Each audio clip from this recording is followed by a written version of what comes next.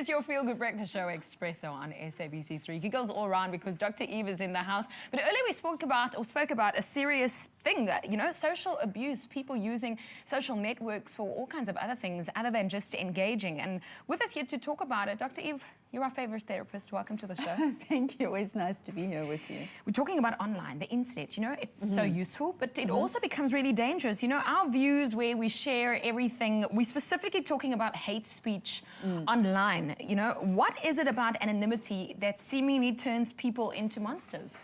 There are three things about the internet that allow this to be happening. We call it the AAA engine.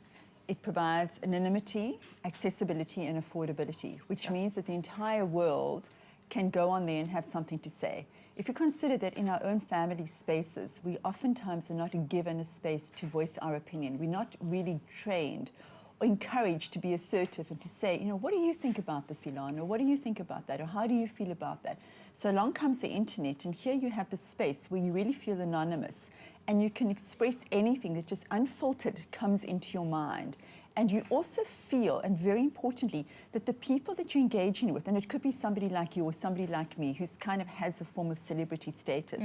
So we're kind of open fodder. They feel that they know us. They feel that they know everybody and have easy access to us through a Twitter line or through a Facebook page. And they feel that they're entitled, therefore, to go and finally have something to say to somebody who they would normally never, ever have any access to. And they use those platforms in order to voice any kind of personal discontent or dissatisfaction or feeling of frustration with their own lives, and almost also a sense of envy and anger that would then emerge because they don't have that little bit of fame or little bit of celebrity status, but they can then attack you from a distance and never really get caught out. It seems like there's no filter. I mean, you said something where you they think they know you, you know? And I can't help but think that when we speak or engage with people, we have body language, or I move my hands, or, you know, there's something about tone, whereas online, you kind of don't have any of that. Do you think that all of this, because there's no tone, facial expressions, or anything like that, is forced through one mechanism, a mere SMS or something that you type online? It's not even it's a mere SMS. What research has been shown, and you know I'm doing a lot of research on online behavior, cyber infidelity with Ashley Madison specifically, is that it shows that the written language, text, has become the password. That's become your way to access people. It's way more powerful than tone or language or face-to-face contact. It's there forever. And also the way that you express yourself is incredibly powerful. And you know that. Words really impact on people. I don't know about you, but I mean, I can get a tweet from somebody, it can be like really stabbing my heart. It's like, wow, this is so painful. Why is somebody saying something so nasty about me? So we know that words can really hurt, and words are powerful. So people are using that in order to express themselves.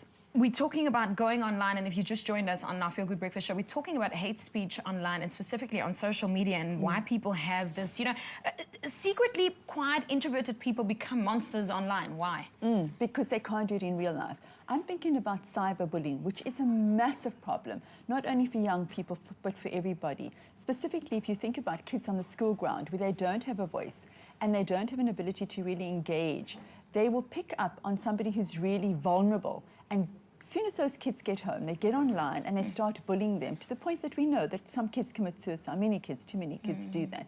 So we know that this is a platform which has incredible positives, but also has dangers and high risk factors for people who are already at risk. And I say that with great emphasis because it doesn't mean that the internet is a bad medium. It just means that there's certain people who are at risk, who are really, you know, who have difficulty in their real lives, are going to be very problematic online. Sure. Well, words are forever, and you just heard it. It has a negative effect on people, and we don't want that. Dr. Eve, thank you so much for coming. Such a pleasure to be here. Yeah, man. Expresso Show on our Facebook page. I say this because there's so many kids out there. You tell on people that do things like that, okay? Absolutely. You tell on. You don't keep quiet about it. Dr. Eve, thank you so much. Thank you for being here. Do you like chocolate? Depends where on the body it is. You can tell Dr. Eve is in our studio. The reason I'm asking about chocolate is we just had an Easter, and also on our Feel Good Breakfast Show, we take chocolate to a whole different level. There's a painting out there, an artwork that has tinned chocolate, and even though most of us want to sink our teeth into it, we should probably learn all about it first. Thanks again, Dr. Eve, for coming over to our chocolate painting and artwork.